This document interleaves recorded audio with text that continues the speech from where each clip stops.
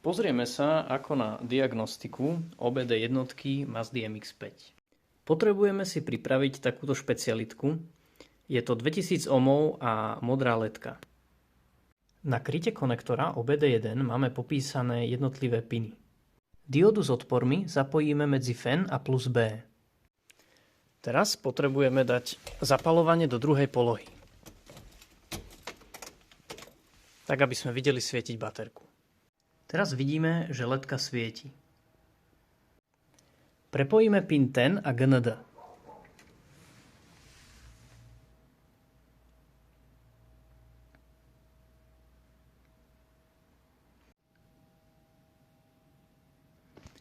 Dlhé bliknutie znamená prvú číslicu, krátke bliknutie znamená druhú číslicu. V tomto prípade to vyblikalo chybu 15, čo je chyba Oxygen Sensor.